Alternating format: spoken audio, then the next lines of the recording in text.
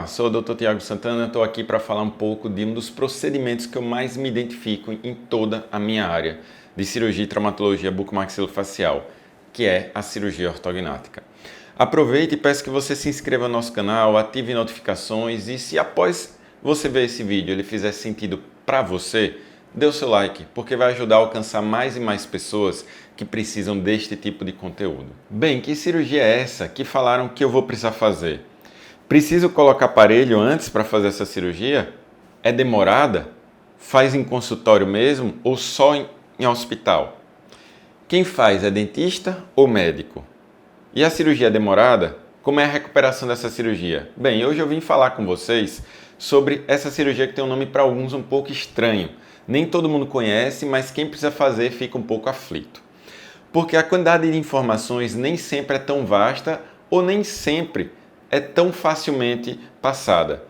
E daí você não consegue entender bem o que vai acontecer. Então vou tentar explicar para desmistificar, para facilitar o entendimento. Cirurgia ortognática é uma cirurgia feita por um cirurgião dentista especialista em cirurgia bucomaxilofacial, que após alguns anos de residência, só estudando e trabalhando na boca e na face, é que ele está apto a fazer cirurgia ortognática. Então, o que é esse procedimento?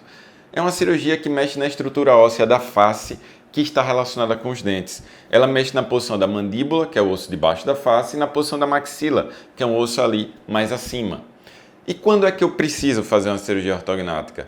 Bem, se você tem uma mordida errada, e a gente tem algum lugar desse vídeo aparecendo, e você vai no ortodontista, colocar aparelho, ele fala que só movimentar os dentes não dá para corrigir, então o seu caso é cirurgia ortognática.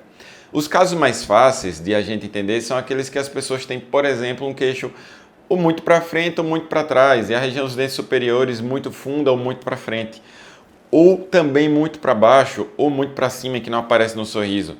A pessoa então, ao sorrir, para quem tem muito, vai ter um sorriso gengival, e o osso fica parecendo que é muito grande e realmente ele é mais comprido.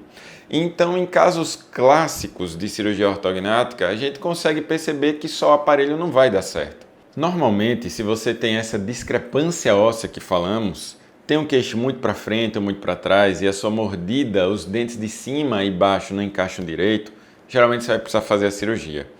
Em alguns casos que o paciente não quer fazer a cirurgia de jeito nenhum, dá para o ortodontista tentar compensar um pouco essa discrepância, se ela for pequena. Em outros casos, vai precisar também extrair dentes.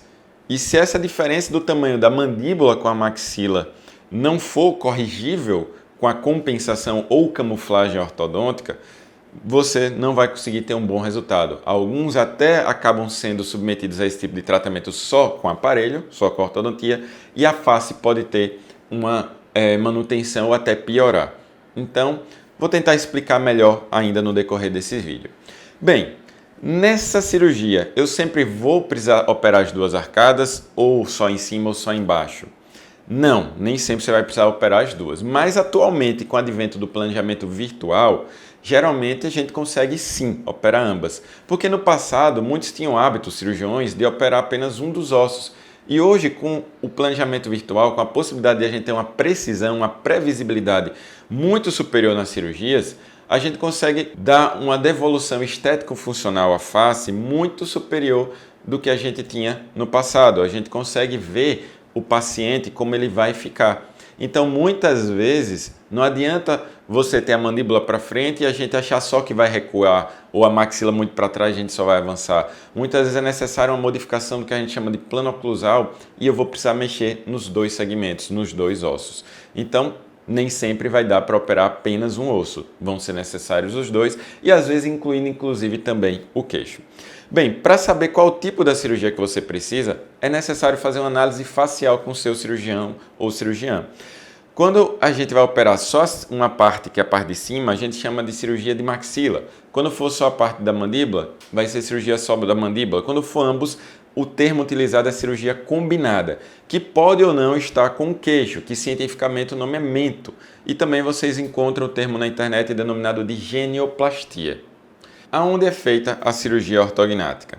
Ela é exclusivamente realizada em âmbito hospitalar, uma vez que a gente necessita da anestesia geral. Você vai ficar aproximadamente aí de 1 a 2 dias internado, internada, então no dia da cirurgia para o dia seguinte, no máximo um dia após, você vai embora para casa. Não é uma cirurgia tão simples, é considerada, a depender do grau da cirurgia, até às vezes de médio porte, pois mexemos com várias estruturas da face e também não é uma cirurgia rápida. Em média, se você for fazer uma cirurgia combinada, ela vai durar ali por volta de 4 a 6 horas, a depender das osteotomias. Se for só de um osso, pode levar aproximadamente 2 horas. Bem, uma pergunta também muito comum é se essa cirurgia é feita pelo convênio. A grande maioria das operadoras de saúde do convênio paga a parte, a internação e os materiais usados na cirurgia. Já alguns planos pagam também o anestesista e ainda tem convênios que pagam também a parte do cirurgião e de sua equipe. Mas não é todo cirurgião anestesista que faz a cirurgia pelo plano de saúde. Por quê?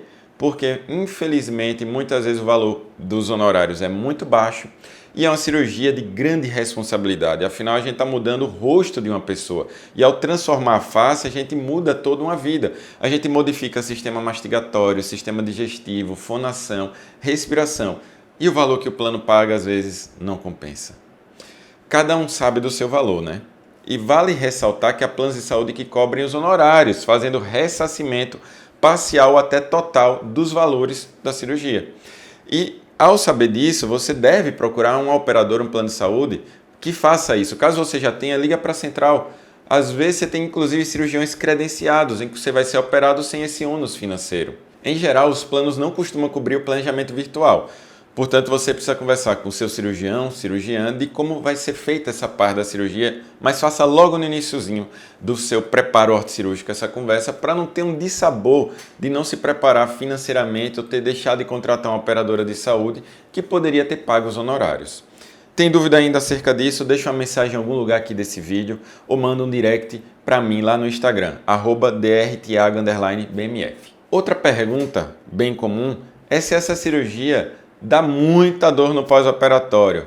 Não, ela em geral não causa dor alguma. O que muitas vezes acontece é uma tensão muscular. Na verdade, quase 100% dos pacientes ultimamente não têm tido dor. Por quê? Porque digamos que se você já tem lá, pelos seus 30 anos de idade, está com o osso naquela posição e de uma hora para outra eu te opero e vou mudar o seu rosto, os músculos vão ficar muitas vezes esticados, resultando nessa tensão muscular. A língua também vai ter um espaço diferente para ela na boca. No pós-operatório, a gente costuma encaminhar sempre para a fisioterapia e muitas vezes ainda também para a fonoaudiologia, porque a gente precisa entender que vão ter alterações, às vezes, na fonoarticulação das palavras. Então, esses dois profissionais são imprescindíveis. E o que é que a fisioterapia pode fazer? Vai ajudar a aliviar as tensões e também fazer uma drenagem linfática para fazer com que você desinche mais fácil e rápido. Tem cirurgiões que na equipe deles já tem fisioterapeutas de confiança que pode já começar a fazer esse tipo de tratamento. Então, exija isso também do seu cirurgião ou da sua cirurgiã.